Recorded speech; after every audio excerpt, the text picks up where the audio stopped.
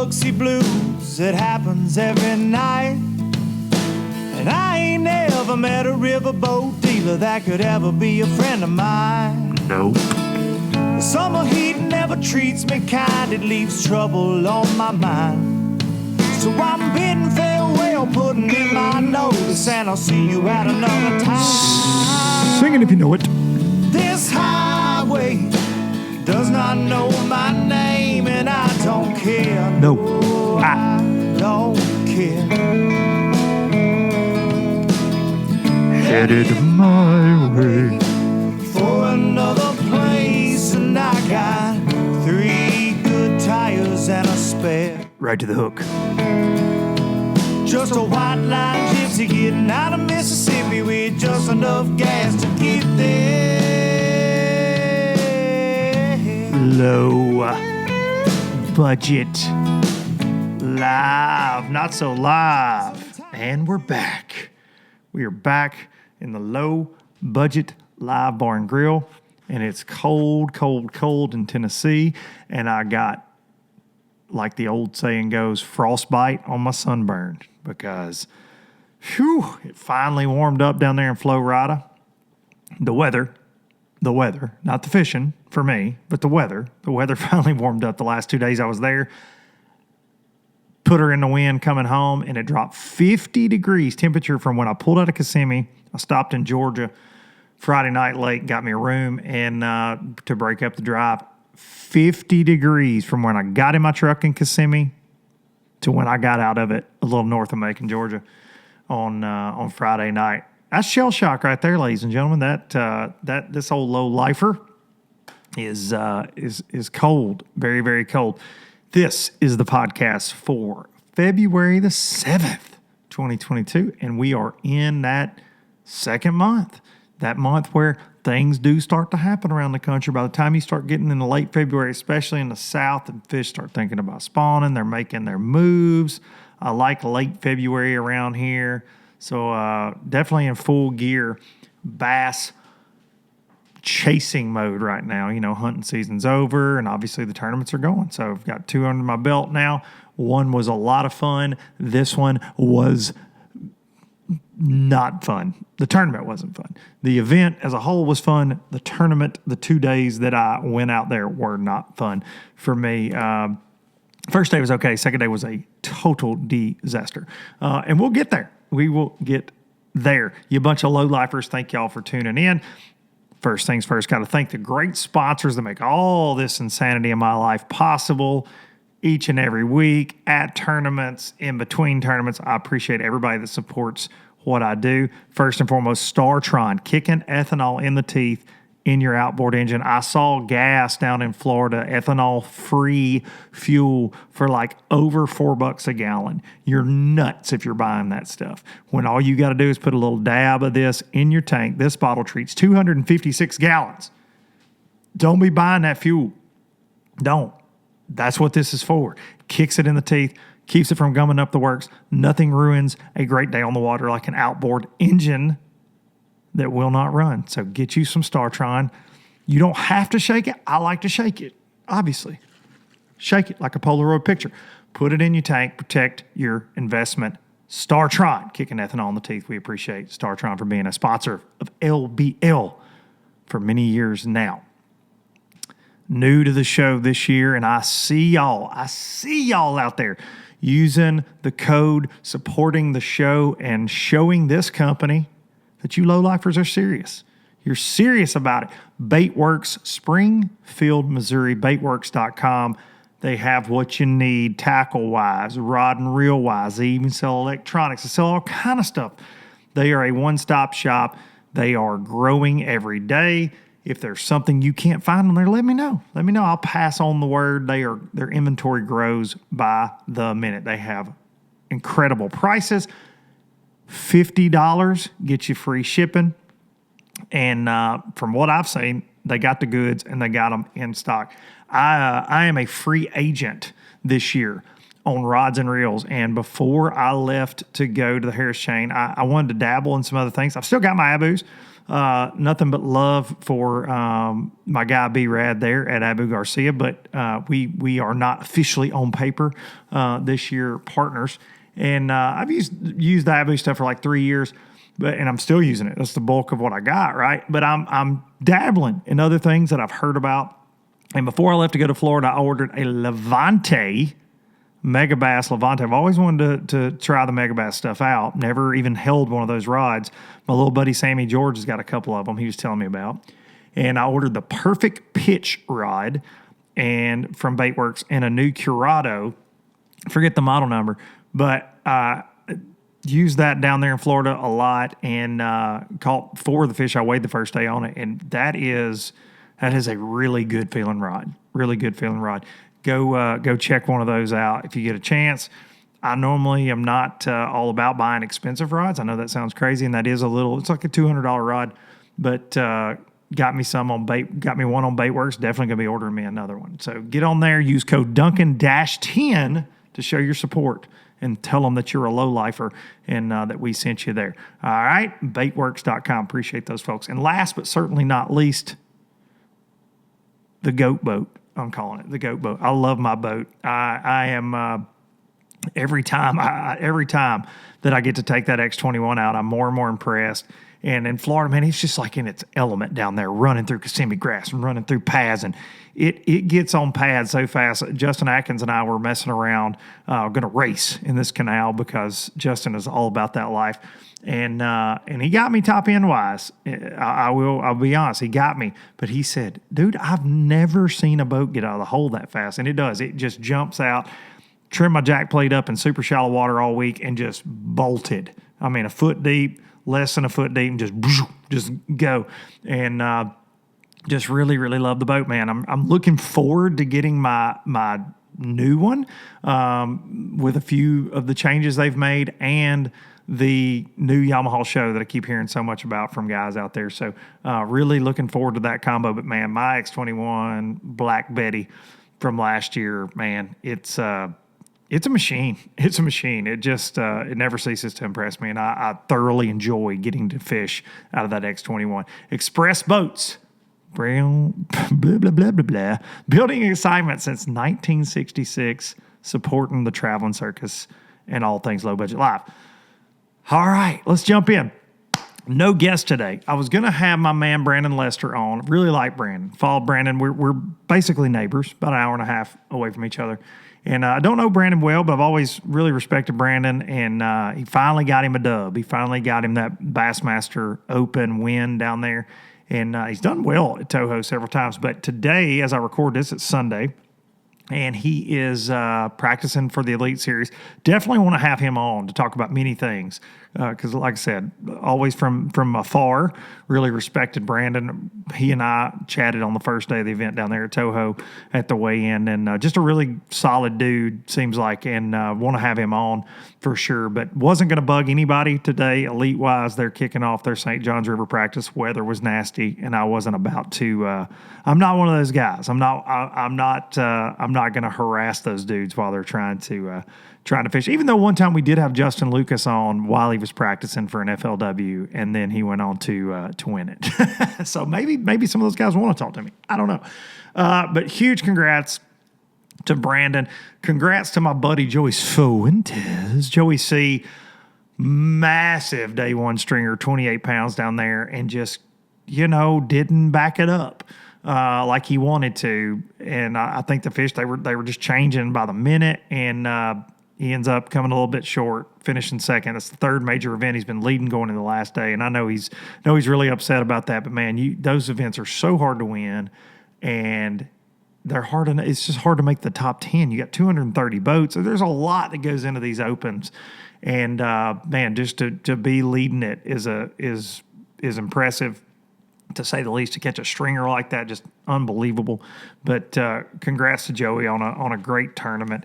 Great guy as well. Really think the world of Joey. We fished co-angler together. Co-angler, yeah, we're going to get to some co-angler topics here in a minute. I got some things I want to get off my chest about that. But Joey and I competed against each other out of the back of the boat in the FLW is when I got to know him, and travels with Larry Nixon, the general, and Joey's the real deal. He's a good dude.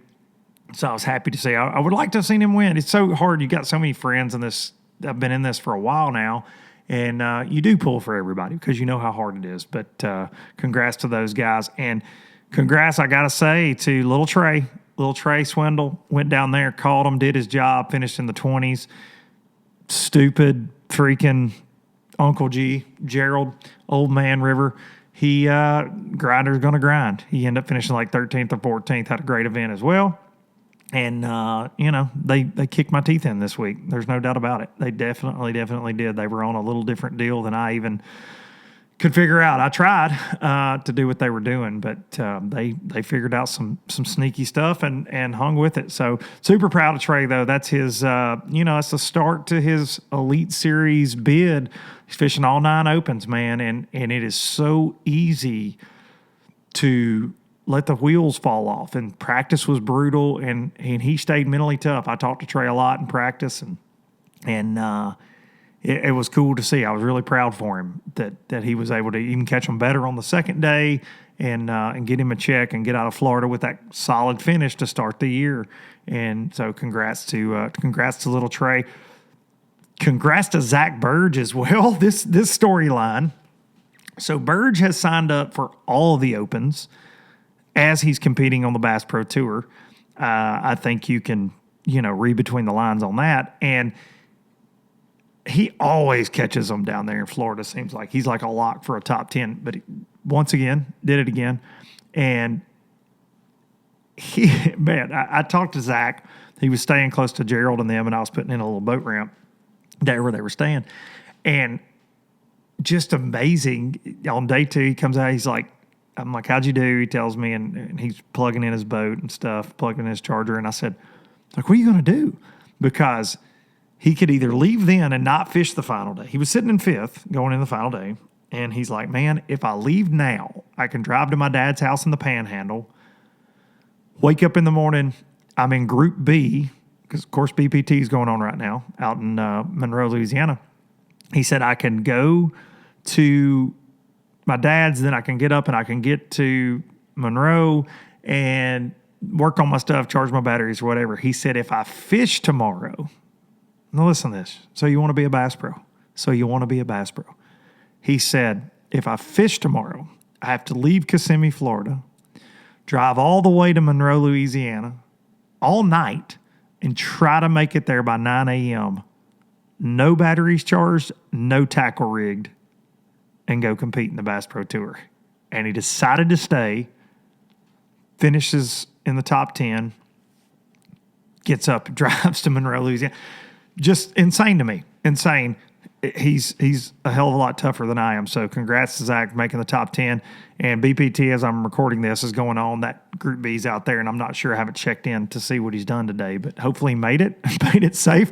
I didn't see a post. I've been checking Instagram this morning to see if he's documenting it. But congrats to Zach. He got his opens started off on a really good note as well. All right, so I decided this week I would do something a little different, and since I did fish the Open and it didn't go great, and if there's one thing that I've proven in my fishing career is I can take an ass whipping.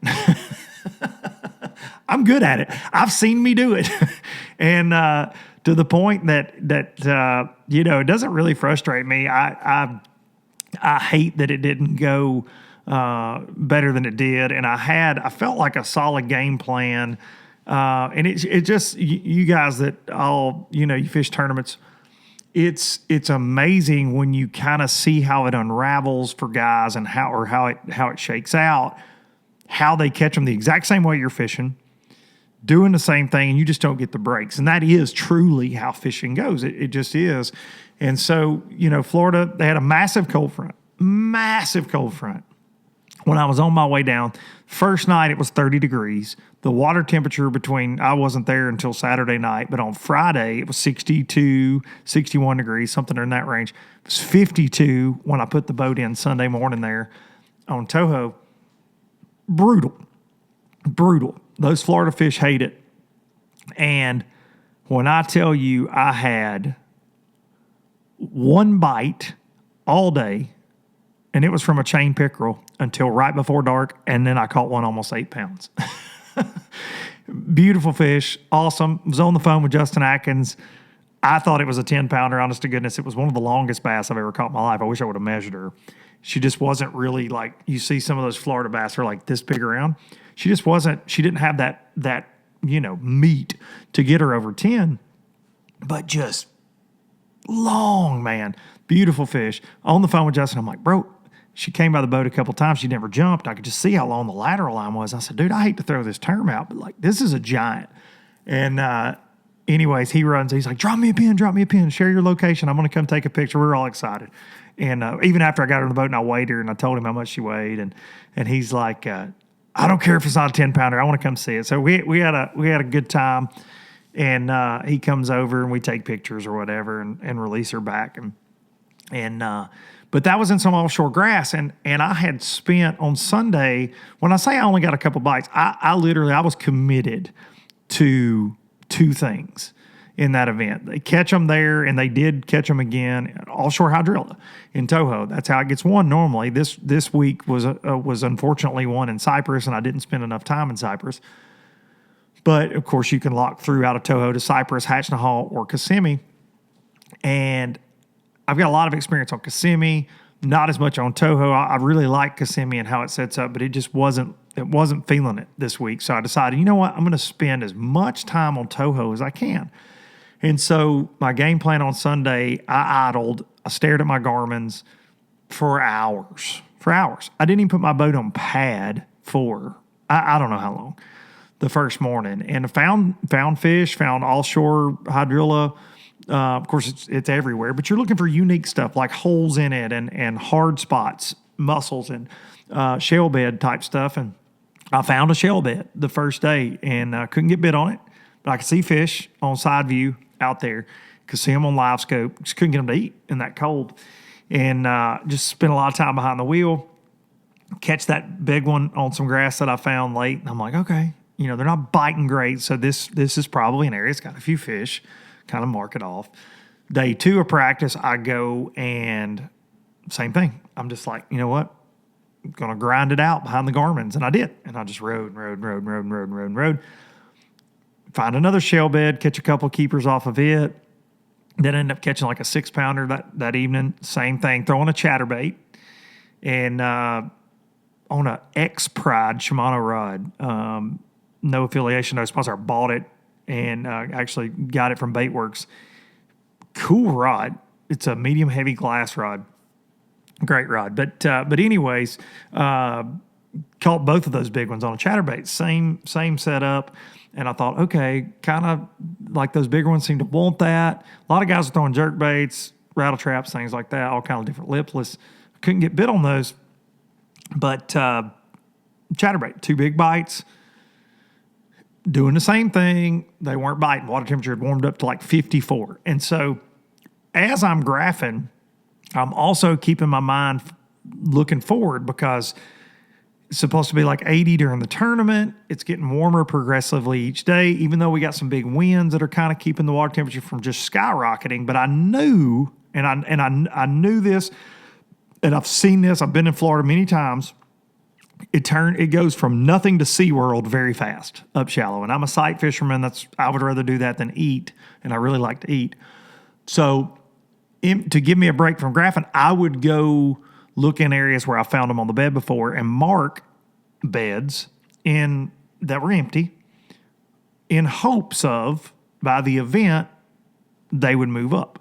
And that was kind of my 2-prong approach to going in. And I really felt like it was solid because I've been burned by offshore fish in Florida before because they can just go to the hill very fast. In hours, within minutes, they can just change their mind and go start spawning again. And this was this big front. Like I said, it's warming up. So that was kind of my plan. And anyways, the last couple of days of practice really sucked. Caught Tuesday, I think I caught 1 bass, 3-pounder, offshore hydrilla. Found a mother load of fish on side view. Could not make them eat. Didn't matter what I did. It was funny, during the tournament, Andrew Upshaw actually found the same little deal, and we both fished it twice during the event, saw each other on it, and couldn't make these fish eat. Like, it was just mind-boggling. And they were everywhere. There were so many of them in this grass. They're on top of it, on the sides of it. There's a lot of bait around. It's just this juicy spot right outside of a spawning area. They just wouldn't eat. And I don't think anybody caught them off of it. But I was really proud of the prep work and the Garmin time that I put in, because normally I'm not that guy. I feel like I'm wasting time not fishing some. And I know guys that are super committed to the electronics game, and obviously I love live scope and I love all that, but I like to fish. I go to Florida to flip pads and to sight fish and to swim a jig and to throw a horny toad and a speed worm around, winding. I like to fish that way. That's not how I get to fish here. So to go down there, I had a different mindset, because, as I've mentioned on here before, I'm not trying to make the Elite Series. I'm fishing those Opens to win, And so consistency to me doesn't, like, I don't care. I know it sounds like an excuse or crazy. Like, I just don't. And I have been going into those, the couple I fished last year and this one, with a different mentality. Just practice different than I normally do. I'm not necessarily focused on I want to get a ton of bites. I just want to try to hit a home run. And so I tried to do that, and I just missed. And in practice, I just never found anything magic that I could get bit on. And look, guys like Atkins and Polinick and Swindles, talking to those guys a lot in practice, Little Trey and Gerald, they were getting no bites. I mean, Gerald had 2 days of practice. He had no bites. He caught most of his fish off of one spot he found on Friday in the event. It's just crazy. It was just, you see the big, massive weights, but overall it was a very, very, very miserable, tough event for a lot of guys. They just, if you've ever been to Florida, you get a lot of bites. When it's good, you get a lot of bites. But the difference maker is you got to catch a big one, like 1 or 2 of those 6-pound plus fish a day to do well. And that's just how it goes. Most Florida stringers are little 2 to 2.5 pounders or pound and a halfers with like a 7 and a 9 mixed in. Truly, I've seen it too many times. And this time you just couldn't get bit. You couldn't get bit. You go shallow, not get bit. You got deep, not get bit. It was just really, really wild. And so wrap practice up, just had a game plan, but was betting on the come, so to speak. Like, I needed that wave to come up, and just fingers crossed it was going to happen. Wednesday, it got into the 70s. We had to be off the water at 12, so they weren't getting pressured, and it was just like bacon in the sun. And I'm like, okay, it's going to change. And it never really did for most guys. Not like we anticipated or hoped. And so Thursday I'm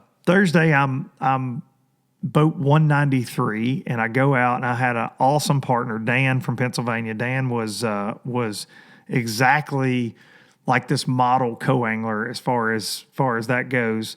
Out there to learn, bucket list, wanting to come to Florida, had never ridden. He has a small bass boat up in Pennsylvania, never ridden in a boat like my Express that goes fast. We got to the first spot, and he was like shaking. Super cool. He's like, man, I've never been that fast on the water. It was a really fun experience, and we both laughed a lot and had a good day.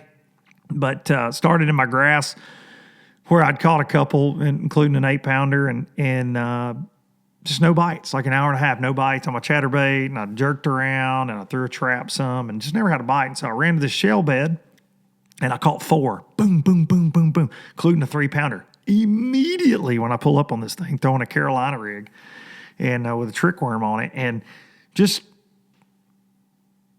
they quit. Like, they just quit. I'm like, what? They wouldn't bite, and I thought, okay, well, it was like 9:45 when I got there, and I thought, well, and they do bite early on those kind of things a lot of times. I thought, well, I just missed it. Like, I missed it. I got in on the tail end of it, and then it was over. So I went running around. I was able to finish out a limit for like 8-something, and I was in the 80s the first day, and saw a couple of males late in the day moving up on beds, and I thought, okay, tomorrow I'm going to sight fish some. I'm going to start on this shell bed. I rig up for that in mind. Oh, I'm leaving out a key thing from day one because I want to mention this. I destroyed my Garmin Force trolling motor. My bad. I was up. I ended up finishing out a limit, and my co-angler caught 2 keepers in the middle of the biggest jungle you can imagine. Kissimmee grass, lily pad mats, and dude, I was pounding that Garmin through there, and yeah, I kind of knocked it around a little bit more than I should have. Anyways, shout out to Logan and all the guys in the service yard. I had a late check-in, but I fished like the last 2 hours without a trolling motor, which sucked. And it was just, my own stupidity pushing, trying to get to some areas where guys weren't beaten up, and in that big 230 boat field. Was in the service yard at almost 9 p.m. that night, and those guys working on it, and they got me back going. And I had anybody from guy from Yamaha, the Mercury dude, they were all pitching in. Even Big Mike from Humminbird was working on my Garmin. Like, it's just a family, and those guys take care of everybody. And so huge thank you to them, because I wouldn't have been able to fish on day 2 with a trolling motor. I've been floating around out there. And I don't know that the result would have been any different, but huge thank you to those guys. It's just blows my mind that they're that good at troubleshooting. And anyways, they got me back going. So huge thanks to those guys.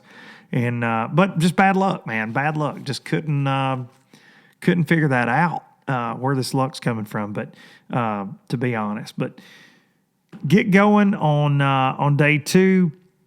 And really just had one of the most frustrating days on the water I've ever had. And there was a lot of factors that went into that.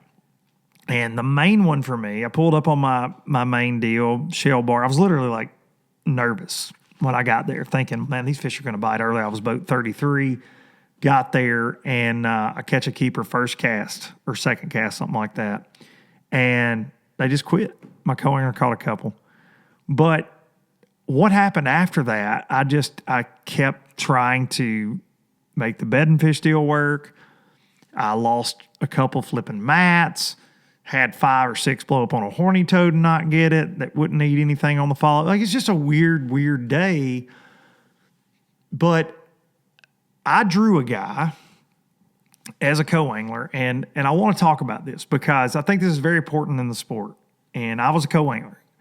And I think co-anglers get a bad rap because of guys like this guy that I drew. And he disguised some of his actions in that he was, hey, buddy, I just want you to catch them, that kind of crap. But I just want to talk about like etiquette, like co-angler etiquette. And the reason I can talk about it is because I was a co-angler, and I was a successful co-angler, and I don't think I ever had a partner, other than the fact that maybe I caught some fish, that ever thought I pressured them or threw over their line or I did anything to negatively impact their day on purpose. Never. I treated the back of the boat like it was my own lake. I didn't pay attention to what they were doing. I tried to figure out the water I had around me based on what I was given, and that's how I caught them. And I figured out my own techniques, and it was a challenge. It was like piecing together a puzzle, and I loved it. Like, I really did love fishing co-angler. And I did it when I was younger and had some success, but then I, won an FLW fishing as a co-angler, made the Forest Wood Cup as a co-angler when they still had the Forest Wood Cup and had co-anglers in it. But I had some success, man, and I just, it frustrates me so bad to get a bad partner. And it does a lot of guys, because mentally, for me, and I consider myself mentally strong on the water. I don't give up. I don't get frustrated, even at the weight. Like, you know what I'm saying? Like, I know the realities of it, and you can go on a run in 10 minutes. Like, so you can't let negativity or whatever get to you. And I've been pretty good at that for several years. But I'll let this guy get to me. And what I mean by that is, he was he was aggressive. I'm throwing on a shell bed, and it's a big area with a lot of shells on it. He's throwing up towards where he sees me catch one. He catches a couple, and I kind of let that, get to me. He's throwing the exact same thing as me, of course, and I'll let that, and that's fine. That's all well and good. There's no rules against that, and that's his prerogative, right?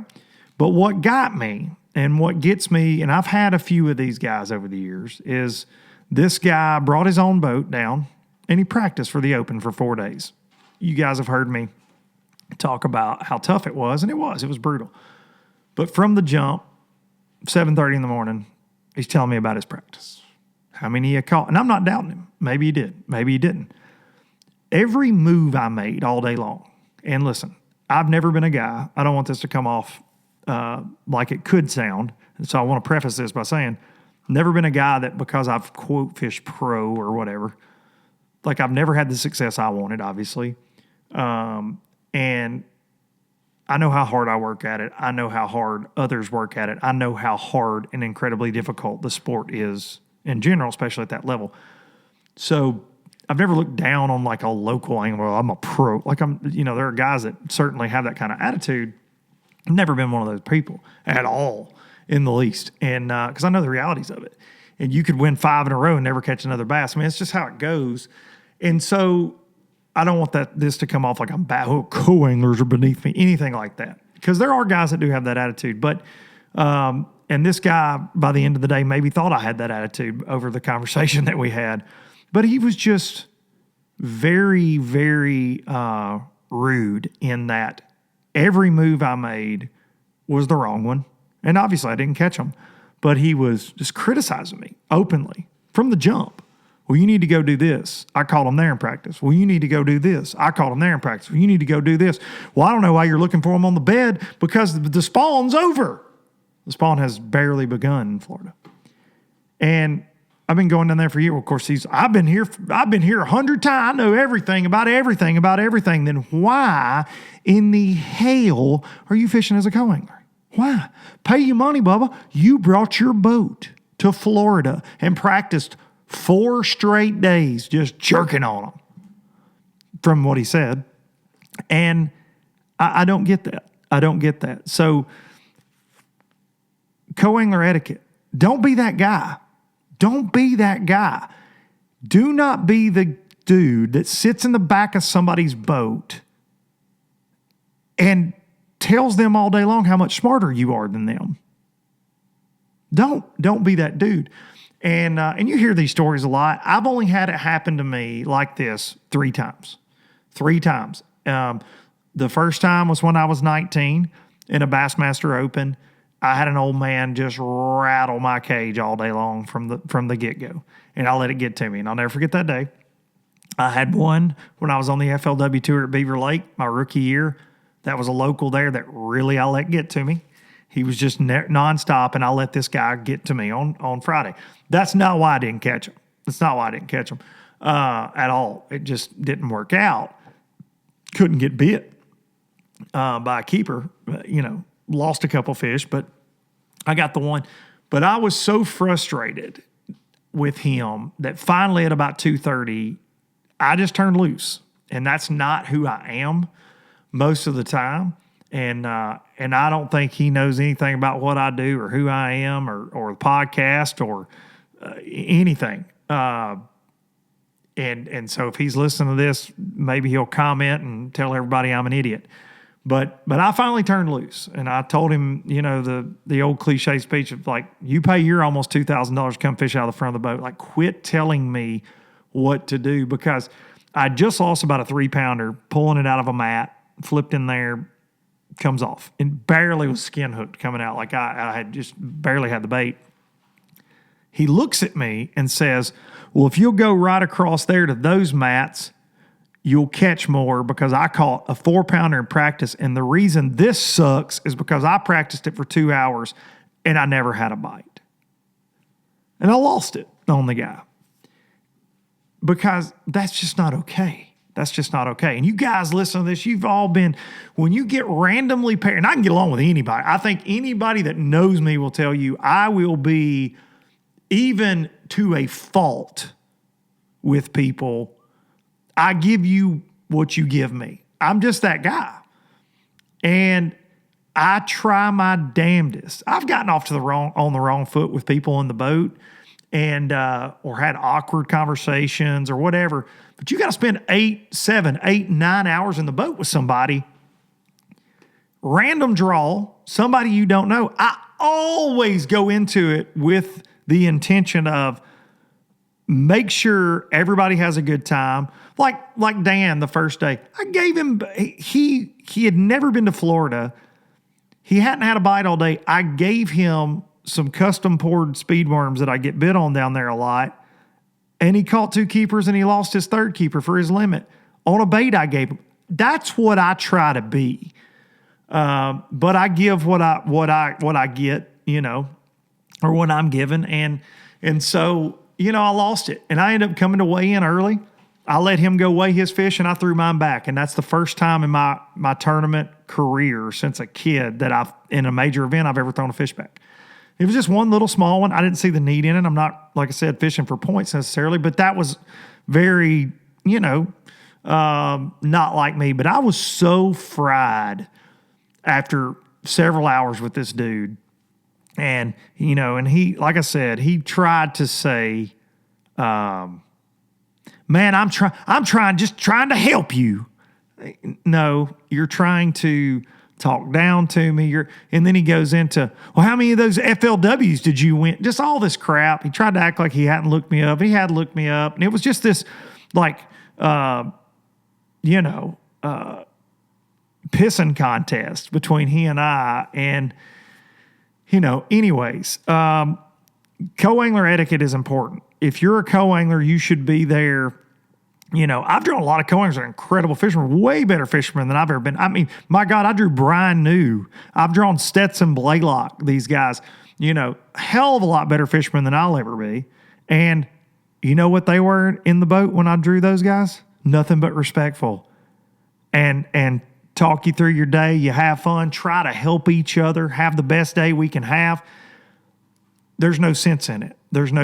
So if you're a co-angler, don't badmouth your boaters. If you got a guy that's a jerk to you, I get it. But I hear so many co-anglers say that. Well, he wouldn't own nothing.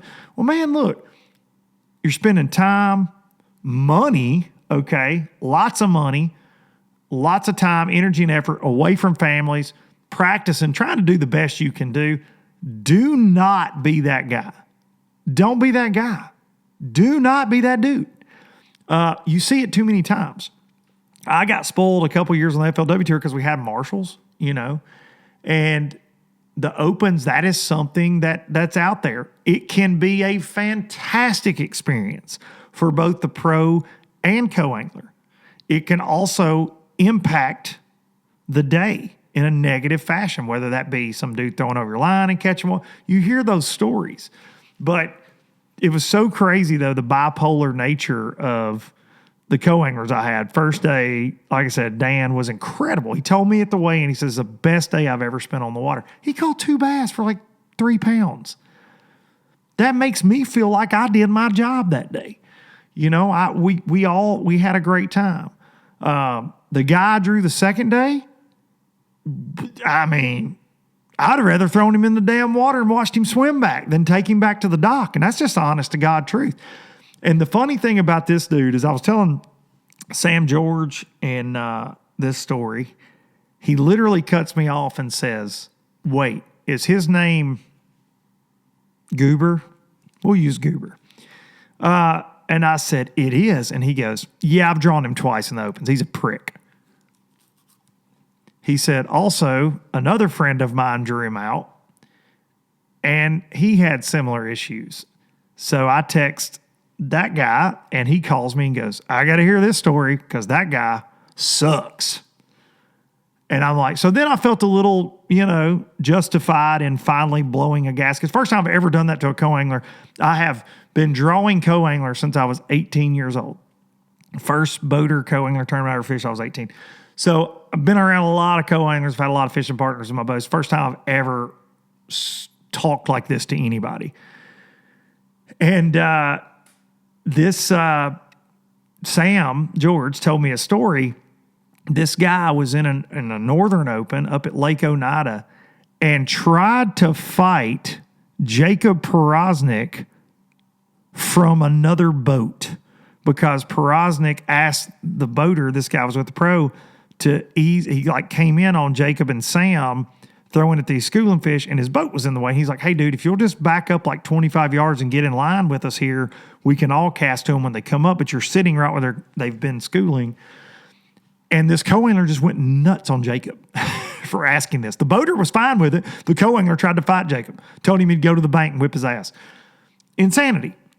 So that's what I was dealing with. You never know who you're going to just get drawn out of a hat. I wish there was some kind of background check we could do. Hank Weldon, if you're listening to this, background checks for pros and cos. Let's go. Let's do that, because I don't want to see a co-angler get drawn out with a crazy person, and I don't want to ever go fishing with a psychopath again that talks crap all damn day long. And I wish I was mentally strong enough to just water off a duck's back and let it go. And I was till 2 o'clock. So from 7 to 2, I listened to it, and then I just came unglued. But that was kind of how the event ended for me. I put a goose egg on the scoreboard, threw my little bass back, put it on the trailer, and started driving back. And I don't. I don't regret doing that necessarily. It wasn't professional of me, but I didn't see the need in putting on the jersey and walking across stage because I was super bummed out and pissed off. And it's just, it's just a bad deal all the way around. And look, if it was a morning where I caught 20 pounds on my first 6 casts, he still would have annoyed me because he was a prick. And that's just all there is to it. So, if I can give you any co-angler tips, I know a lot of people have asked me to do a co-angler show. And my biggest thing is, if you go fishing with somebody else, respect them, respect their equipment. Fish for the fish that you have access to. Don't worry about what's going on from, say, right where the front deck starts up. That's water you shouldn't even be trying to throw at unless you're 45 degree in a bank and that boater says, hey man, throw up this way. You'll hear me do that. If you ever get in my boat and I'm doing something I feel like is unfair to you in a canal, I'll tell you, I'll either apologize, hey man, this is a tough situation for you. I'm sorry, maybe you should try X out the back, or hey man, I'm going to kick the boat around. There's a lot of people that won't do that. I have been in the back of that boat so many times that I do try to do that. I do. I share baits. I talk about what's going on, how the spot lays out. I've always been that way. I leave my graphs on unless my battery's, trying to preserve battery. I'm sitting on one spot for a long time without running the big motor or something. I'll put it in sleep mode, but other than that, I leave it on. I try to let everybody have the best experience they can have in the X21. And it's a shame when it bubbles over. So always be respectful. And even if you do think the guy's making every bad decision, don't vocalize it. I don't think that's okay, because fishing is a very mental sport, and I hear so many guys with these kind of stories too many times, way too many times. So unfortunately, it happened to me. First open of the year. All right, guys, I had a little audio glitch right there. I apologize. That's just kind of how the look's going. But so, as I was saying, Southern Open, first one of the year, dropped me 180th place finish, and it sucks. Sucks to suck, but it is what it is. Y'all know I'm going to be real with y'all on here every single time.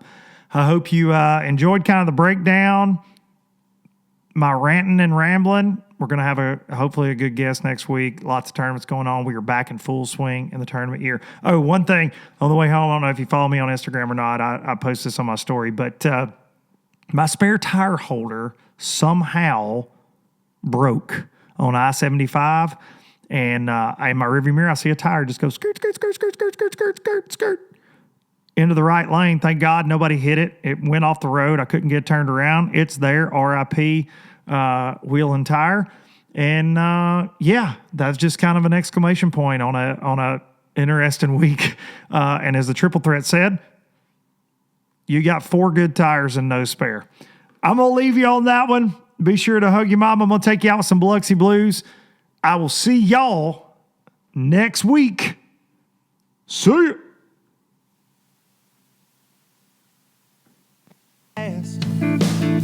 Spanish moss and Civil War ghosts, well, I'm gonna leave them in the past.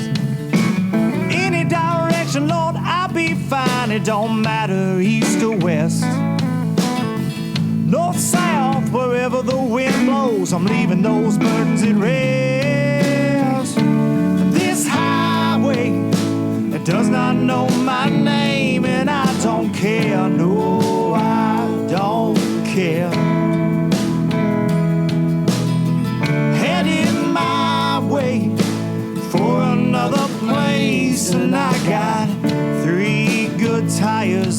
spare. Just a white line gypsy getting out of Mississippi with just enough gas to